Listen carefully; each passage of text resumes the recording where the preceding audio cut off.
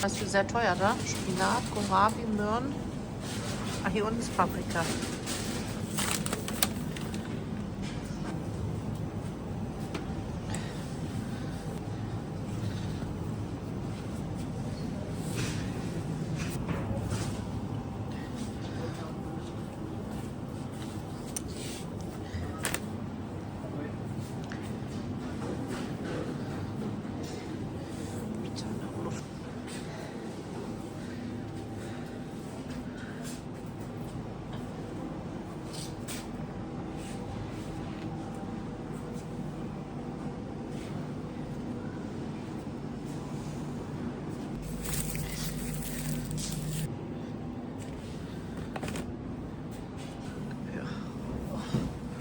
Schöne dicke Bohne.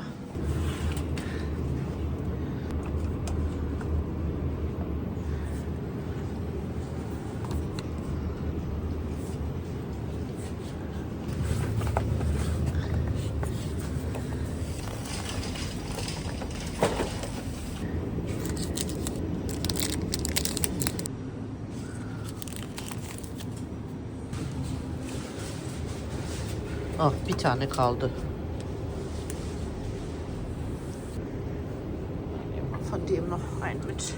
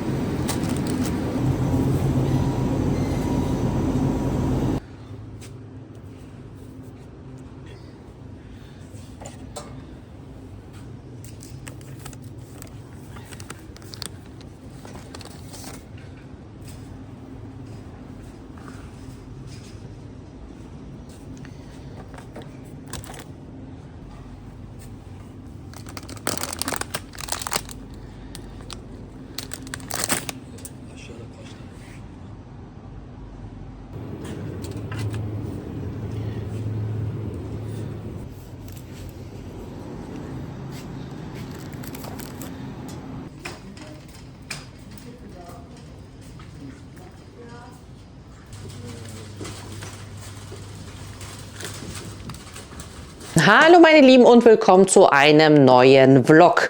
Ihr habt gesehen, ich war ein bisschen was einkaufen. Vor allem, ich hatte das ganz vergessen, ihr hattet mir das ja schon im letzten oder vorletzten Vlog empfohlen, aber mein Schwangerschaftsgehirn vergisst leider aktuell sehr vieles. Und dann haben mich gestern oder vorgestern nochmal auf Instagram ganz viele ja auch nochmal geschrieben mit dem Fahingen-Wasser. Ich sage mal Fahingen-Wasser.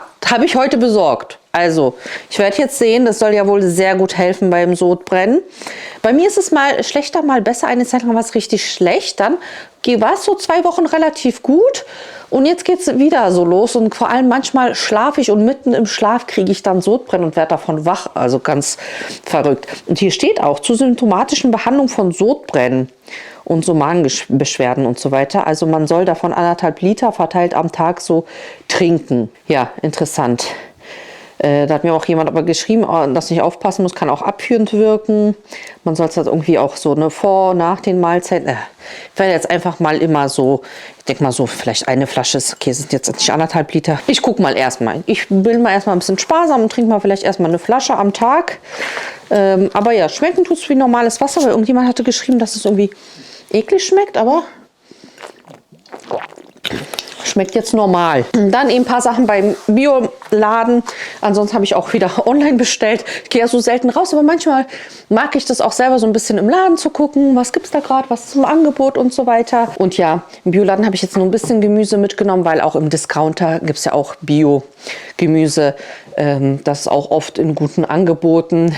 So bei Dance oder Bio Company ist es nicht immer so ganz günstig. Wobei die Sachen, die ich jetzt heute geholt habe, waren okay vom Preis. Aber ja, morgen kommt noch mein restlicher Einkauf. Das waren jetzt so ein paar Sachen, so manchmal auch so, ja, wo ich sage, so, das ist jetzt extra für mich. Hier habe ich ja zum Beispiel so ein Quarkriegel mit Kefir, Blaubeere. Bin mal gespannt. Aber jetzt esse ich das nicht. Später vielleicht. Ja, und dann Ich hatte das euch auch im vorletzten Vlog erzählt, dass ja die Ergebnisse beim großen Blutzuckertest beim Frauenarzt waren ja nicht so gut, die war ja nicht so zufrieden und dann wieder verplane ich alles, aber ich habe jetzt endlich nochmal angerufen in der schwangeren Diabetesberatung in der Charité und sie meinte zu mir, gut, dann soll ich nochmal kommen, weil ich meinte, ja, das und das waren meine Werte und sie meinte auch, ja, der Nüchternwert war halt nicht so, also, weil ich meinte, ja, der war 94 und sie so, sollte schon nicht mehr wie 92 sein in der Schwangerschaft, ne? Also da gelten nochmal andere Werte. Und dann meinte sie zu mir, gut, dann machen wir nächste Woche einen Termin und ich soll in der Zeit jetzt nochmal wieder mit meinem Gerätchen jetzt nochmal weiter messen. Jetzt habe ich gestern, heute gemessen und ich habe jetzt auch gestern und heute wieder einfach nur immer dieser Nüchternwert ist hoch. Gestern war er 94, heute 97, aber nach dem Essen ist der gut. Also nach dem Essen hatte ich 116 und später auch 103, aber immer komischerweise der Nüchternwert ist, ja, keine Ahnung. Ich gucke mal, ich muss jetzt mal die Woche weiter messen und dann schauen wir mal. Ich muss jetzt auch messen. Ich muss auch meine Kapseln einnehmen. Jetzt war ich die ganze Zeit unterwegs. Die haben nämlich mit Hikmet draußen gegessen. Ich bin full. Genau, deswegen messe ich gleich meinen Blutzucker. Und nehme noch meine Kapseln ein, aber ich glaube nicht mit dem Wasser, weil hier stand, das könnte ein bisschen beeinflussen, falls man irgendwelche Medikamente nimmt. Wenn das auch mit dem Nahrungsergänzungsmittel zählt, weiß ich jetzt nicht. Auf jeden Fall ja. Danke auf jeden Fall hier immer noch für eure ganzen Empfehlungen und Tipps. Super, super wichtig. Morgen machen wir uns mal langsam an die Babysachen. Ich sage euch mal ein bisschen, was ich so habe und langsam mal ein bisschen einräumen. Ja, aber jetzt erstmal messe ich mal meinen Blutzucker.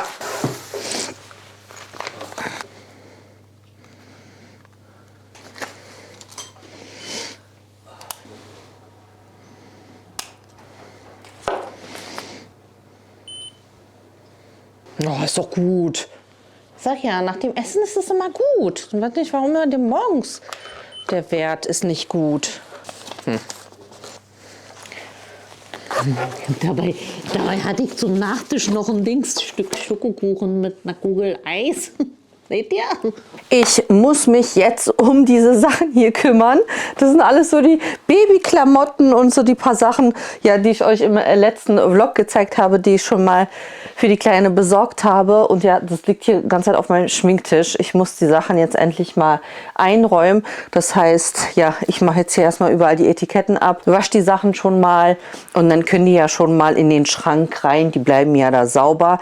Vor allem, ich muss mir mal notieren, was ich jetzt in welcher Größe habe, weil ich habe jetzt hier durcheinander, random hier und da ein bisschen was gekauft. Dann waren ja ein paar Sachen von der Babyshower geschenkt. Und ja, ich muss jetzt deswegen gucken, weil meine Mama fragt auch schon die ganze Zeit, welche Größe brauchst du noch? Ich war in Babyläden und das sind so schöne Sachen und sie will halt Sachen kaufen und so weiter. Deswegen muss ich das unbedingt machen. Und ihr wisst ja, nächste Woche ist noch mal so ein bisschen Ramadan-Vorbereitung und so weiter. Und dann rennt die Zeit und dann bin ich mit dem Ramadan-Monat erstmal beschäftigt. Deswegen, ja, danach wird es sehr knapp. Ne? Wir sind sehr knapp in der Zeit. Deswegen ein bisschen hier und da das Wichtigste. Ich danke euch hier auf jeden Fall auch nochmal für all eure Tipps vom letzten Video. Das war wirklich super, super hilfreich. Also was ich jetzt noch machen möchte, ist auf jeden Fall einmal nur den Maxi-Cosi holen. Also es brauchst du ja fürs Auto, den Babyschale, ne, Babysitz. Und da muss ich nämlich gucken. Ich hatte nämlich gehört, dass es sowas gibt, weil jeder kennt das, der Baby hatte oder Babyschale und so weiter. Es ist immer voll schwer, diese Schale zu tragen. Klar, dann gibt es diese Option, es gibt immer diese Beine dafür zu kaufen. Das ist super praktisch, ne? Dann hast du es gleich wie so ein Kinderwagen. Aber was ich gesehen hatte, ist, dass man zum Beispiel die Babyschale, Babyschale dann im Auto lassen kann und dann das Baby aber mit dem Stoff zusammen rausnehmen kann, ohne diese schwere Babyschale zu tragen, sondern du trägst das Baby dann halt nur noch mit diesem Stoff. Das muss ich gucken, ob es das gibt, wo es das gibt, weil das finde ich praktisch. Oder halt von der Babyschale dann raus und dann in die Babytrage. Ja, das muss ich nämlich gucken, weil ich habe gedacht, erstmal mit Kinderwagen, ich warte. Viele haben ja gesagt, ne, auch in der Trage, weil ich will ja unbedingt so eine Trage, wobei da muss man auch gucken. Ja. Manche meinen auch, nicht jedes Baby mag es, in so einer Trage zu sein am Körper oder dieses Tragetuch. Deswegen, naja, wie gesagt, ich werde alles dann halt, oh, ich bin schon aus der Puste, sorry. Ich merke, es wird immer anstrengend. Habe ich das überhaupt gesagt? Wir sind in der 28. Schwangerschaftswoche. Wir haben das 3. Trimester erreicht. Also wir sind sozusagen schon langsam im Endspurt. Ich merke das, oh mein Gott, das ist alles so anstrengend und der Bauch ist so groß. Und ich denke mir so, oh mein Gott, in 1-2 Monaten, wie wird denn das sein? Deswegen weiß ich jetzt schon, ich werde echt wahrscheinlich in den letzten Wochen kaum mobil sein. Deswegen, wie gesagt, was ich noch machen kann, erledige ich jetzt. Alles andere kann man super easy online bestellen. Ja, das ist ja wirklich gar kein Problem. Aber ich wollte euch noch mal zeigen zum Thema Klamotten, ne? Weil ich hatte euch ja mal gezeigt, dass ich so große Sachen gekauft habe. Und dann, klar, meinten viele, ja, zu groß. Wenn das Baby jetzt in zu großen Sachen schwimmt, dann wärmen die Sachen ja auch nicht richtig. Ist auch nicht so gut. Deswegen habe ich jetzt so wirklich aber nur so 2-3 Teile in 50, Größe 50. Das ist ja 0 bis 1 geholt. Weil dann dachte ich, okay, komm, wo ist denn die Hose dazu? Weil dann dachte ich so, ach, vielleicht direkt eben aus dem Krankenhaus, einfach damit die Sachen dann auch sitzen passen. Guck mal, es sieht aus wie für so ein Püppchen, wie für so eine Puppe, die Kleidung. Oh. Dabei überlegt mal, ich sage das, die Frühchen hatte, die hatten ja Frühchenkleidung, die war ja noch kleiner. Trotzdem ist das einfach so winzig. Aber ja, ich dachte, ich mache eben jetzt schon mal die Sachen in die Wäsche, wasche die, dann sind die schon mal ready. Hier noch so ein Outfit, ein bisschen wärmer, das andere war jetzt ein bisschen dünner. So, schaut mal, das ist doch so niedlich. Guck doch mal. So süß. So süß. Ich kann es gar nicht erwarten langsam. Ich merke auch schon, ich komme so langsam in diese Phase, was ich auch bei Malik Musa hatte. Ne? Das war ja super anstrengend, da die Sechslinge da gerade mal 1 Jahr alt waren. Und dann war ich ja schwanger mit Malik Musa. Und es war so anstrengend. Und es war so anstrengend, da war es auch so einfach, wo ich gesagt habe, komm jetzt einfach raus und ich versorge dich und ich bin wieder fit. Und jetzt habe ich auch so langsam das Gefühl, weil ich einfach so, ja, die letzten Jahre so super aktiv war, so super viel Sport gemacht habe und mich so fit und aktiv gefühlt habe. Und jetzt fühle ich mich so ein bisschen eingeschränkt. Und deswegen bin ich jetzt auch so langsam, wo ich denke so, ach, ich würde dich jetzt lieber jetzt schon im Arm halten, als dich die ganze Zeit im Bauch zu schleppen. Aber gut, du musst ja noch wachsen und gedeihen. Aber ich finde einfach so für den Anfang, hatte ich ja auch schon gesagt, einfach solche Strampler-Pyjama-mäßig, ne? Hier ist jetzt mit Knöpfen. Ich habe auch was mit Reißverschluss. Das ist einfach so das Bequemste fürs Baby. Oder eben man hat dann so ein, wie hier zum Beispiel eben auch so die Hose und dazu das passende Body, dass man einfach nur das Body anzieht und die Hose und dann ist das Baby einfach angezogen. Ja, also so, man braucht nicht unbedingt jetzt so viele tolle Ausgeh-Outfits. Das finde ich jetzt nicht so wichtig. Wichtig sind eigentlich so diese bequemen Sachen. Was ist das? Genau, 56. Also ich habe wirklich nur 2-3 Teile in 50 und dann habe ich jetzt eben ein bisschen mehr in 56 Größe gekauft. Das ist ja 1 bis 2 Monate. Also das ist das, was ihr auch empfohlen habt, ne? So 56 Größe ist ideal, nicht zu klein, nicht zu groß. Deswegen wollte ich eben noch mal gucken, ob ich mehr in 56 noch brauche. Das wäre so eigentlich für mich so dieser Anfangszeit. Ja, das habe ich jetzt so mitgenommen. Es ist größer, es ist 68, 6 bis 9 Monate. Nee, Quatsch. 4? Warte, was ist denn das? US. Genau, das sind 4 bis 6 Monate, aber das war reduziert und ich fand das auch so süß. Einfach dieser Strampler. Und ich mag diesen kuscheligen Stoff. Also das kann sie dann wahrscheinlich im Herbst dann tragen. Fand ich einfach süß, deswegen musste ich mitnehmen. Ne, gerade wenn irgendwas reduziert ist, ist es dann immer nochmal extra praktisch. Und ich hatte auch mehrere Langarm-Buddies. Deswegen habe ich einfach nochmal so ein Set von diesen kurzen Hosen sage ich, von diesen weichen Stoffhosen geholt. Das ist ideal. Ja, dann will ich auch den Rollwagen schon ready machen. Ach, guck mal so und dann kann ich das ist so krass, ne? Also ich war eigentlich so all die Jahre so mit Kinderplanung, war ja schon bei mir, nach Mike Musa war ja bei mir schon eigentlich die Kinderplanung ja abgeschlossen. Und dann war ich halt immer nur so mit dem Gedanken, so ja, irgendwann freue ich mich auf meine Enkelkinder, weil ja, der mich lange verfolgt, der weiß, dass ich ja so ein bisschen dieses eben Trauma habe, dass ich nie die Babyzeit genießen konnte, weil es war einfach, Mariam war mein erstes Kind und das war super anstrengend, weil ich aus einer kleinen Familie komme und überhaupt keine Erfahrung mit Babys hatte. Und für mich war ja das erste Kind einfach super anstrengend. Und dann hat man sich aufs zweite gefreut, weil man wusste, was auf einen zukommt, auch wenn es anstrengend wird. Man kennt es ja schon. Und dann kamen die Sechslinge und das war natürlich wieder eine ganz andere Herausforderung. Und dann genauso eben Malik Musa direkt, der dann nochmal hinterher geschossen kam. Ja, deswegen habe ich ja so ein bisschen so dieses, ne, ich konnte nie die Babyzeit richtig genießen. Ja, deswegen freue ich mich. Ja, war ich eigentlich ja so abgeschlossen mit der Kinderplanung und so weiter, mit allem. Aber jetzt ist es so, jetzt bin ich halt wieder so voll drin und man merkt so, ich gucke halt viel so Baby-Content.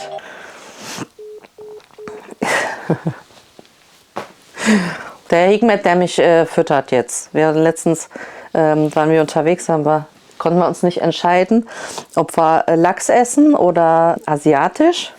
Und ich hatte immer noch so, dann habe ich gesagt, wir essen Lachs. Und dann war aber trotzdem, hatte ich immer noch so dieses asiatische im Hinterkopf. Und jetzt ist er gerade da und meinte, komm, ich bringe die jetzt mit. Nee, gut. Mit Tofu. Wir können nicht Tofu sagen.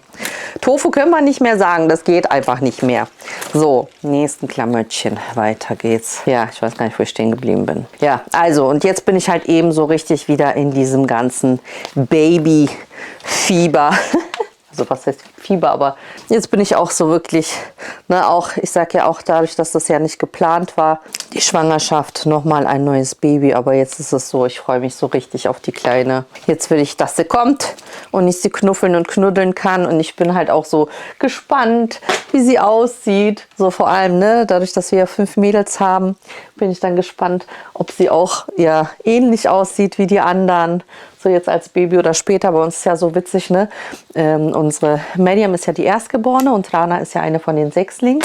Und es ist so witzig, weil Rana einfach 1:1 aussieht wie Mariam, die ihre Face-ID sogar beim Telefon funktioniert. Das ist so witzig, dass man sagt, einfach so 4 Jahre später kommt eine Schwester, weißt du, die hat Mehrlinge und die sieht dann einfach 1:1 aus wie ihre große Schwester. Das war so witzig. Mal gucken, ich mache das mal alles in so Feinwäsche. Oh, und ihr seht, ich bin jetzt schon die ganze Zeit aus der Puste, deswegen, ja, das Einzige, wo ich halt eben jetzt nochmal damit Hikmet gehe, ist nach der Kinderschale zu gucken. Und wie gesagt, alles andere, da kann ich auch mit dem Baby in der Trage oder in was auch immer noch in den Laden gehen und nach einem Kinderwagen und so weiter gucken. Ich will jetzt auch nicht unnötig Sachen holen, genauso wie mit der Milchpumpe. Ne? Ich habe ja gesagt, ich würde gerne eine Milchpumpe haben wollen. Die sind ja so praktisch heutzutage.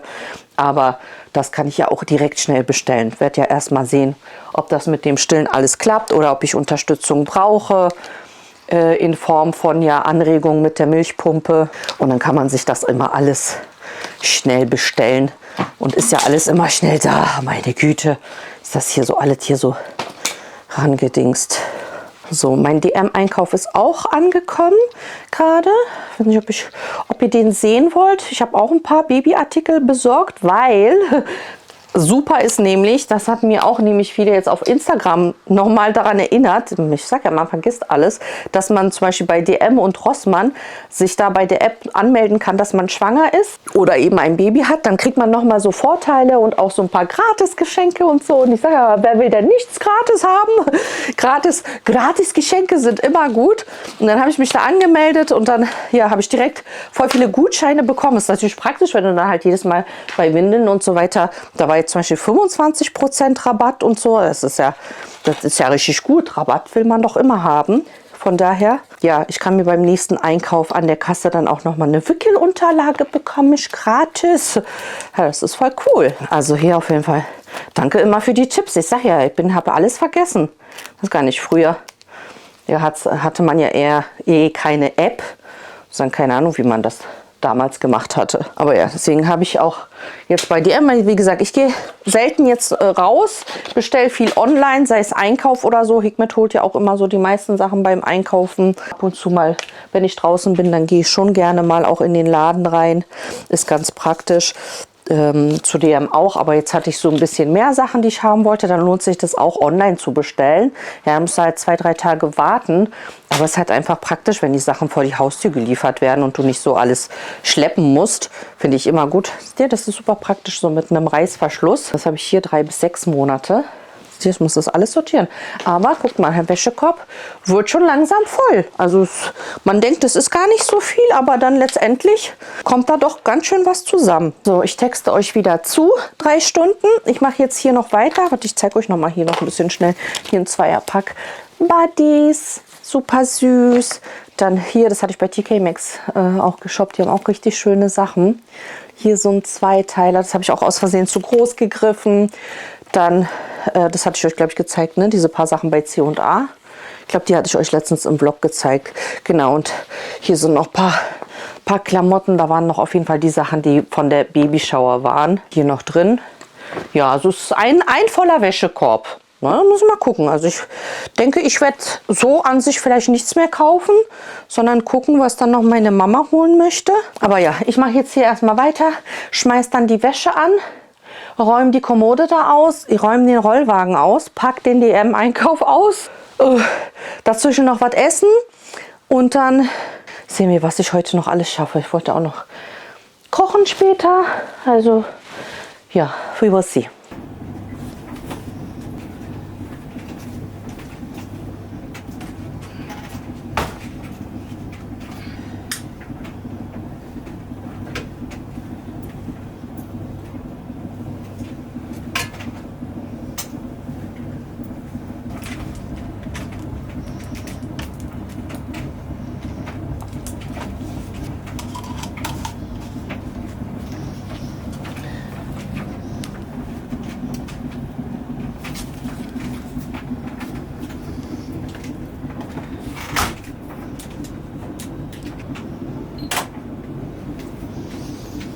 Ich bin fix und fertig. Ich habe jetzt nicht die ganze Zeit mitgefilmt. Ich habe die Wäsche angemacht, dann habe ich angefangen, die Kommode im Schlafzimmer auszuräumen, habe da aussortiert, was ich da nicht mehr brauche und woanders hingeräumt, was ich brauche. Und dann, bis wenn ich so einmal so loslege, wisst ihr, dann habe ich direkt meinen Schminktisch auch aufgeräumt und den komplett ausgemistet und nochmal Sachen aussortiert und Schubladen sauber gemacht und so weiter. Und jetzt kriege ich schon Rückenschmerzen. Und ich darf auf jeden Fall nicht vergessen, beim nächsten Frauenarzttermin, ich glaube, der steht auch bald wieder an. Jetzt habe ich ja, meine Kniestrümpfe habe ich übrigens endlich abgeholt. Ich musste mir schon auch wieder ein neues Rezept holen, weil es schon abgelaufen war. Aber ja, die tun auf jeden Fall gut, das merke ich. Also die richtigen Kompressionsstrümpfe, ich hatte mir ja solche provisorischen bestellt, so Kniestrümpfe, die auch so ein bisschen Kompression haben. Die gingen halt bis zum Knie. Die waren so lala, also besser als nichts, aber ich merke schon den Unterschied. Jetzt habe ich die richtigen. Da war ich ja in diesem, wie nennt man das dann, Sanitätshaus oder was die da sind. Die haben mir die Beine ausgemessen und dann dementsprechend die Größe angepasst. Und die gehen auch höher bis zur Hälfte vom Oberschenkel. Und da merke ich schon einen Unterschied, wenn ich die abends ausziehe, dass die Beine nicht so geschwollen sind. Aber das nächste, was ich glaube, ich bräuchte so diesen Bauchgurt. Die sollen ja auch gut sein, unterstützend, weil ich kriege richtig schnell Rückenschmerzen, merke ich. Und das hatte ich auch so dank Sport. Ich hatte ja so generell auch Rückenschmerzen, wenn ich so viel in der Küche war. Das hatte ich jetzt dann dank Sport ja auch nicht mehr. Aber jetzt durch das Bäuchlein kommen die Rückenschmerzen. Deswegen, ich muss mich ranhalten, weil sonst werde ich nichts mehr schaffen. Und ich will auf jeden Fall noch genug schaffen, weil, wie gesagt, ich habe so das Gefühl, dann zum Ende werde ich nicht so mobil sein. Wobei gerade zum Ende soll man ja auch sich bewegen, ne? Und nicht auf einmal anfangen rumzuliegen. Naja, wir werden sehen. Wir werden sehen. Auf jeden Fall packe ich jetzt erstmal meinen DM-Einkauf aus und dann mache ich das Abendessen und dann gucke ich mal, was ich noch schaffe. Ich denke, Klamotten einräumen und diesen Rollwagen einräumen machen wir im nächsten Video gemeinsam. Sonst sprengt das hier den Rahmen. Genau, also da machen wir auf jeden Fall auch noch mal putzen. Meinen Kleiderschrank muss ich auch noch ausmisten. Also ich will auf jeden Fall so ein paar große Sachen noch schaffen vor Ramadan. Ja, also meinen Kleiderschrank auf jeden Fall noch ausmisten. Dann machen wir zusammen die Babysachen einräumen, den Rollwagen schon mal fertig machen. Dann holen wir einen Kinderautositz, Babyschale-Sitz, wie man das auch immer nennt. Und dann Ramadan. Bisschen Ramadan-Cleaning, Ramadan dekorieren, hier vorbereiten, damit wir hier langsam in Stimmung kommen. Ja, das steht auf jeden Fall nächste Woche an. Ich hoffe, ich schaffe noch meinen Backofen zu putzen. Vielleicht kann ich hier ein paar Kids animieren, dass sie den schrubben. We will see. So, DM, was habe ich bestellt? Kichererbsen-Chips mit Meersalz. Habe ich irgendwie Lust drauf. Ist ja so ein bisschen gesünder, weil es ist aus 43% Kichererbsenmehl mit Kartoffelstärke. Ja, und nur Meersalz hat das Protein, Eiweiß auf 100 Gramm. Naja, die Tüte ist 75 Gramm, 9,1 Gramm. Eiweiß, Ballaststoffe 5,2. Naja, auf jeden Fall so ein bisschen bessere Alternative als jetzt solche ungesunden Chips. Ungesunden, sind ja auch Linsenchips. Ah ne, das sind Kichererbsenchips, das sind jetzt Linsenchips. Habe ich irgendwie Lust drauf. Also ich esse jetzt nicht so viel Chips, Aber da hatte ich gerade so Lust. Und die sind aus Linsenmehl und Kartoffelstärke. Die haben, ja, die haben nicht so, doch, die haben 13 Gramm auf 100 Gramm Eiweiß. Ja. We will see. Was ist das hier? Ich weiß schon selber nicht mehr, was ich bestellt habe. Was ist das? Achso, ich glaube, das hat sich Medium bestellt, Augenbrauenkleber. Das ist von ihr, nicht von mir. Ach hier, das habe ich gehört, diese Laugen-Knusper-Snack aus Reismehl. Mit Salz verfeinert, herzhaft und kross. Hier irgendjemand, ach so, das war genau, ich hatte so ein Reel gesehen, das war so eine aus Amerika. Sie meinte so, ja, in Deutschland, ich habe mir das gekauft, voll lecker und so weiter. Warum, das gibt es hier nirgendwo. Warte, ich will direkt mal probieren, ob die übertrieben hat oder recht hat. Ist halt glutenfrei. War das aber das? Laugen-Knusper-Snack aus Reismehl. Schmeckt irgendwie Popcorn. Ja. Doch, jetzt schmeckt es nach Laugenbrezel. Ja, kann man machen. Eiweiß 4,7 Fett. Kann man machen. Muss man aber nicht. Meinen Schwangerschaftstee habe ich mir schon nachgekauft. Den habe ich schon ausgetrunken. Schwangerschaftstee, auch Hagebutte, Zitronengras, Apfel, Fenchel, Melisse. Fand ich ganz lecker. Trinke ich die ganze Zeit.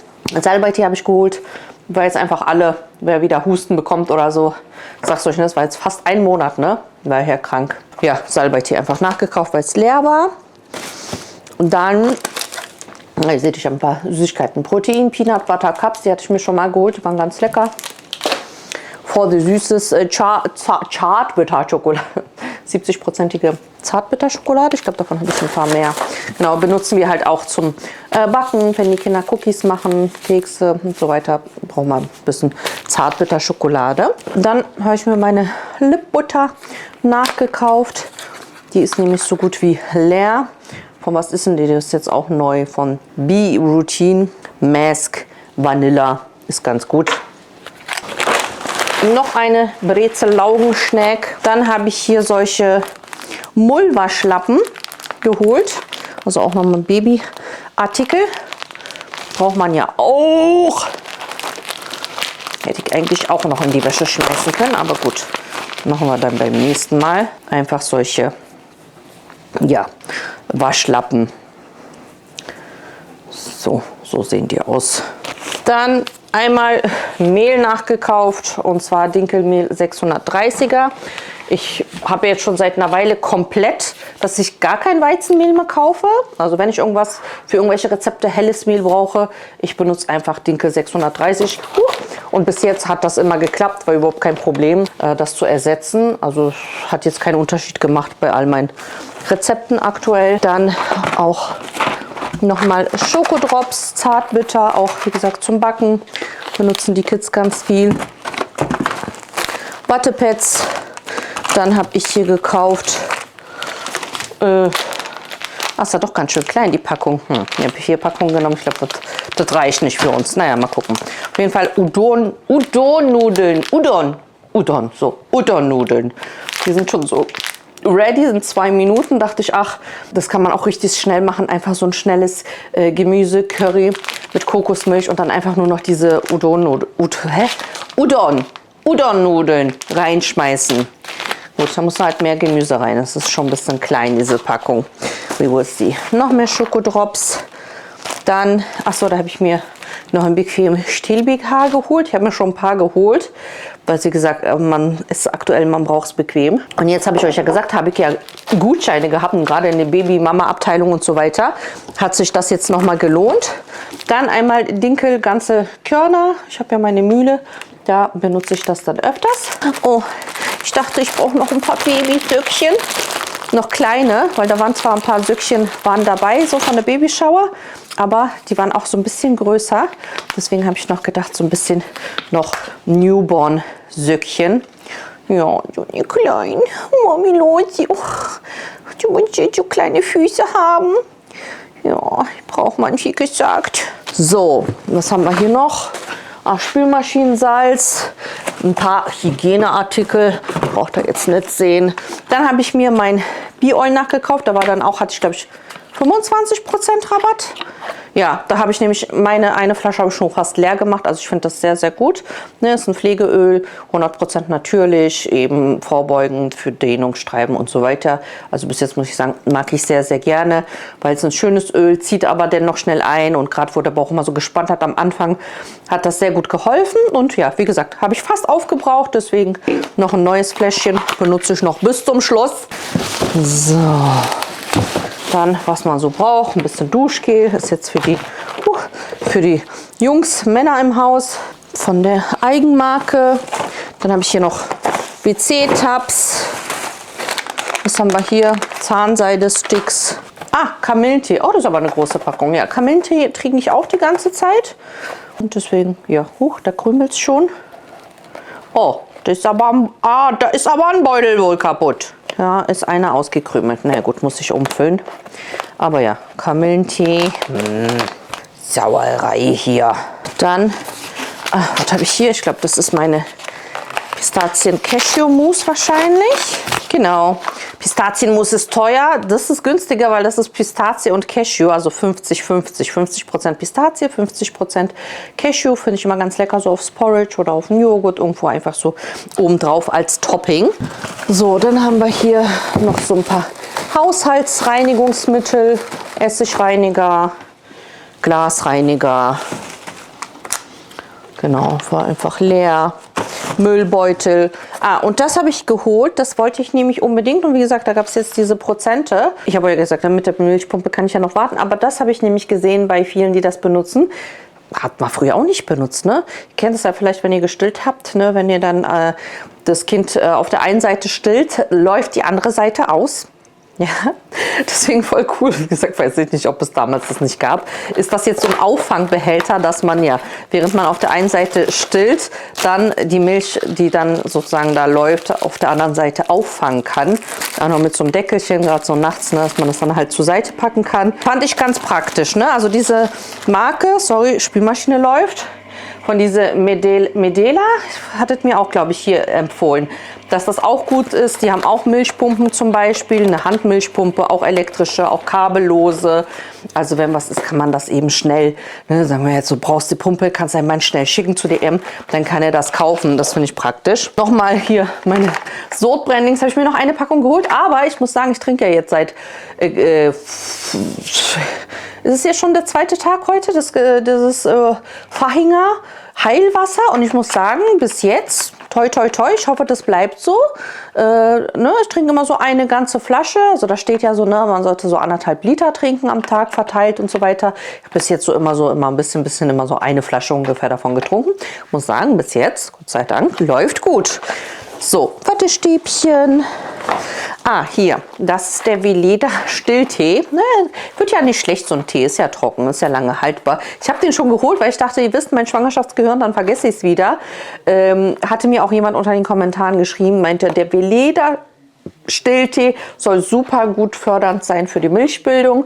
Der ist unter anderem mit Boxhornkleesamen, ja, und Zitronenverbene.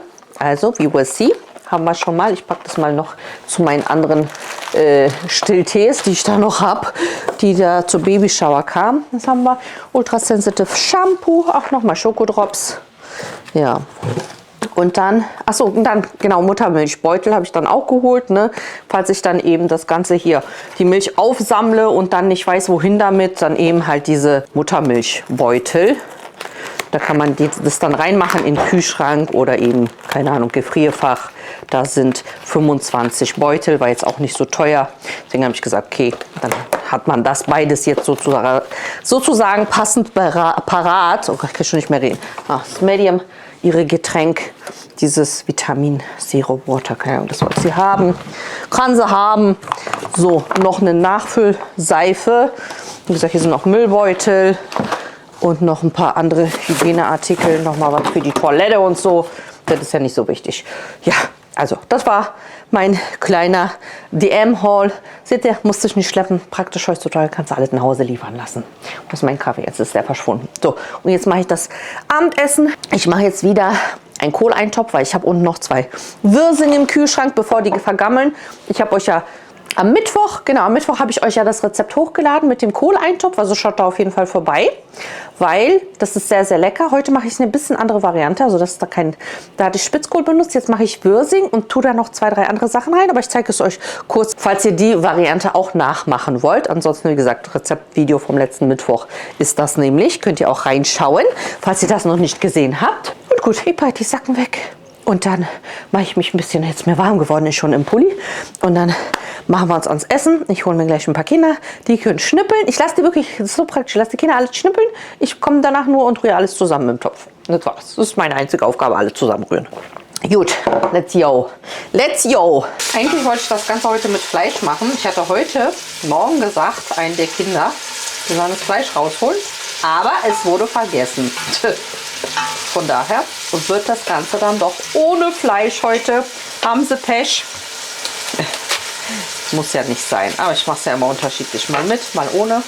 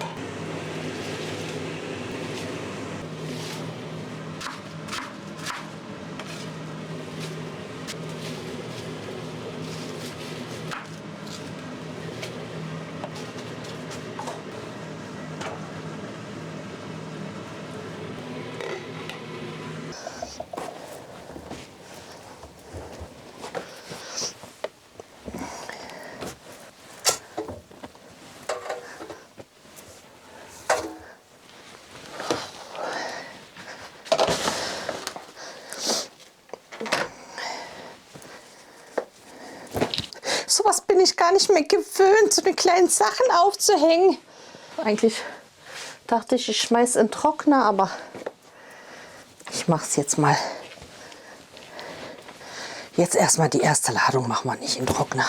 Hängen wir mal auf. Naja, dafür kann ich ja dieses untere Fach benutzen. Normalerweise hier unten benutze ich es nicht, weil die Sachen zu lang sind und dann auf dem Boden hängen. Aber so passt es.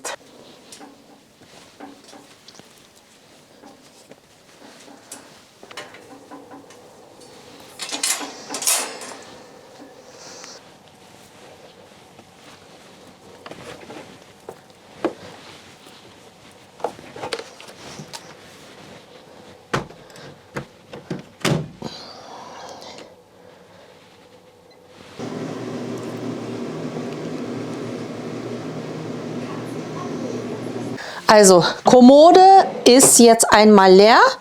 Ich habe jetzt hier die Kiste schon mal hier drin gelassen. Ich denke mal gerade so für so vielleicht kleine Sachen, so Söckchen, Mückchen oder keine Ahnung. Ich gucke mal, ob ich das gebrauchen kann. Und dann schaue ich mal, bin ich mal gespannt, wenn ich die Sachen dann einräume, ob das Ganze hier reinpasst.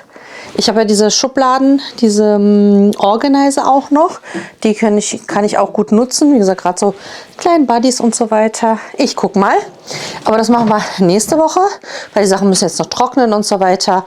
Und das wird dann alles zu lang. Also das machen wir nächste Woche. Jetzt machen wir aber den Rollwagen schon mal ready.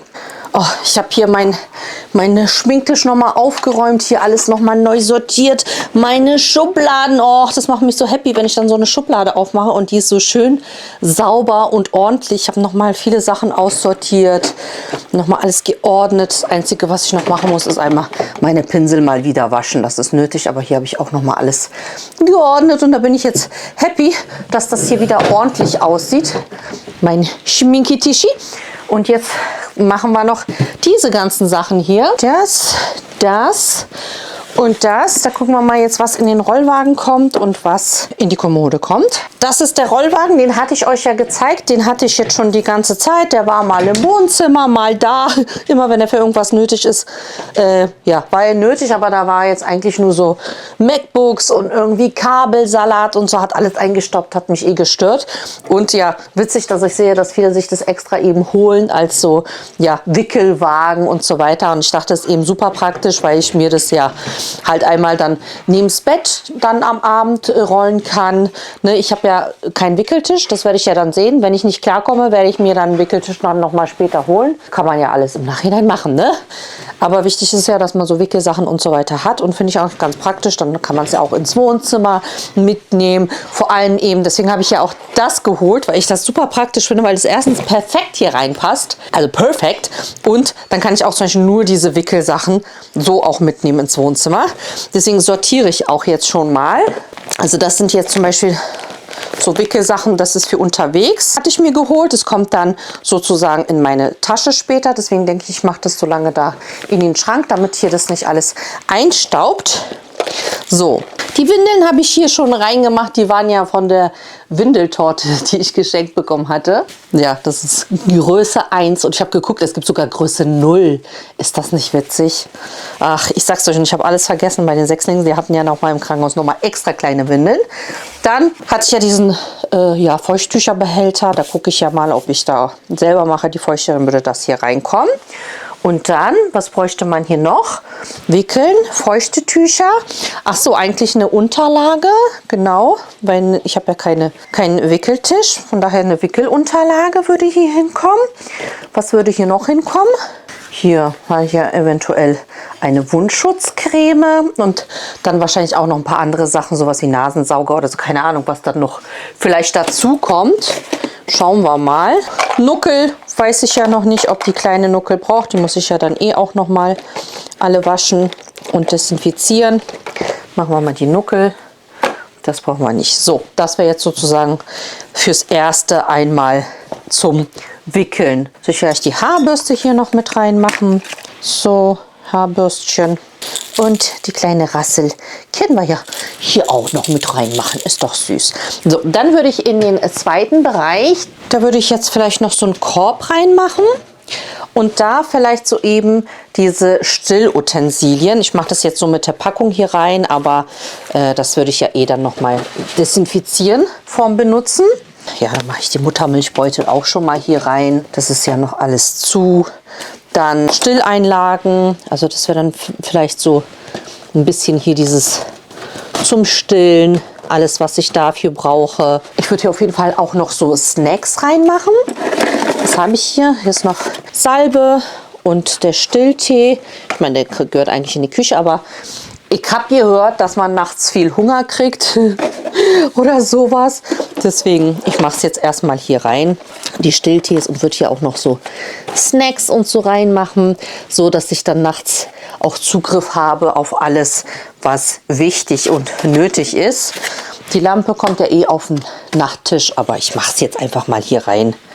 Einfach damit ich jetzt hier nichts mehr auf meinem Schminktisch liegen habe. Und dann ganz unten müsste ich ja auch noch mal gucken, was man ganz unten hin macht. Ob man da jetzt auch noch mal die Fächer benutzt und vielleicht hier noch so mit den Fächern was macht. Und dann gucken, welche Größe, ob man da jetzt auch noch so was reinmacht.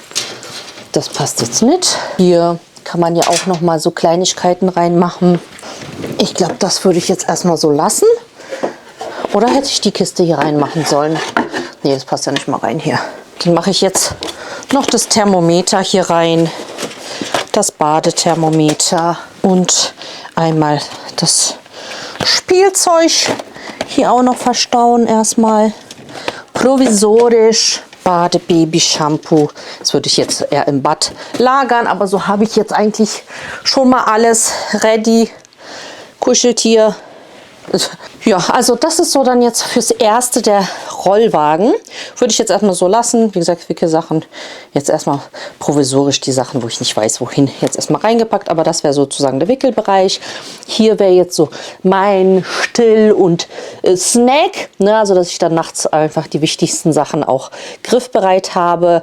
Und unten würde ich wahrscheinlich eher, genau, die sind ja noch nicht gewaschen. Also ich würde hier unten wahrscheinlich eher die Mullwindeln machen. Und also die Spucktücher. Sowas alles. Hier auch noch so ein paar Ersatzsocken oder so.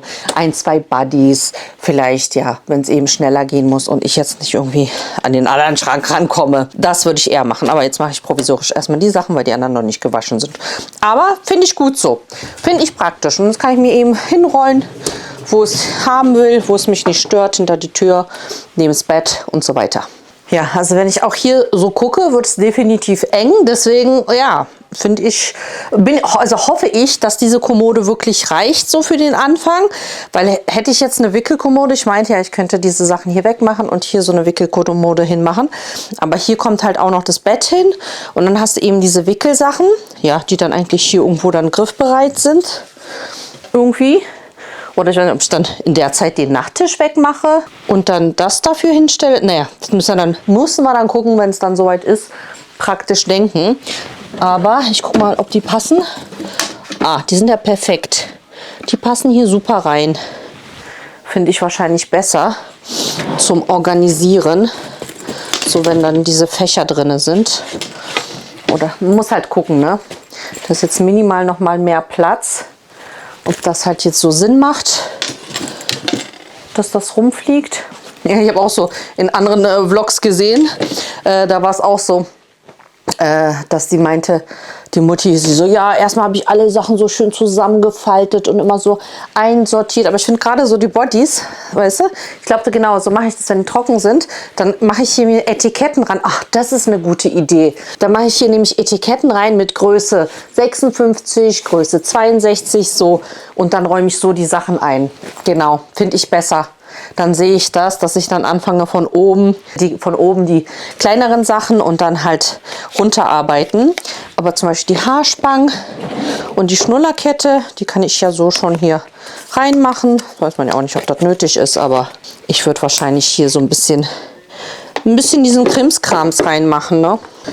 Oh, noch haben wir hier noch Platz. Ich würde auch wahrscheinlich eher dieses Babybad und sowas. Ja, weiß ich nicht, ob ich das hier reinmache oder wo. Die kommt wahrscheinlich ins Badezimmer eher, würde ich sagen. Thermometer. Ja, erstmal. Wir haben ja noch nicht so viel.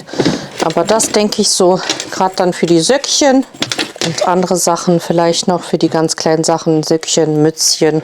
Und dann gucke ich mal, wenn die Sachen gewaschen sind, was am besten aussieht, ob ich das alles so falte. Obwohl man sieht ja dann auch nicht die Etikette, wenn ich die so rangemacht habe. Naja, müsste ich halt immer so ein bisschen, naja, wenn ich es nach da schiebe, dann sehe ich das. Ach, das machen wir aber nächste Woche im nächsten Video, wenn die Sachen dann getrocknet sind. Und das war es erstmal.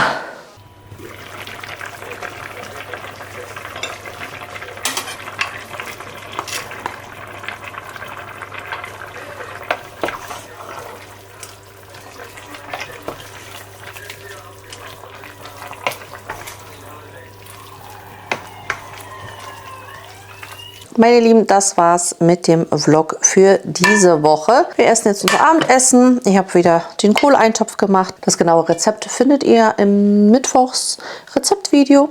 Das letzte, was ich online gemacht habe. Nur diesmal habe ich eben Würsing benutzt und Kidneybohnen mit dazu gegeben. Fleisch sollte da eigentlich auch mit rein, aber das wurde ja nicht aufgetaut. Von daher egal. Ich denke, das Video ist lang genug für diese Woche und wir sehen uns direkt nächste Woche wieder, wie ich die Babyklamotten noch sortiere und schaue, ob ich genug da habe. Und ja, machen wir die Kommode fertig, muss meinen Schrank ausmisten, Ramadan-Cleaning, dekorieren, vorbereiten. Und dann gehen wir definitiv auch noch mal nächste Woche zusammen noch in den Babyladen. Einmal wegen der Baby-Autoschale definitiv zusammen schauen. Und dann, ja, was steht noch an? Werden wir sehen. Das machen wir dann auf jeden Fall nächste Woche.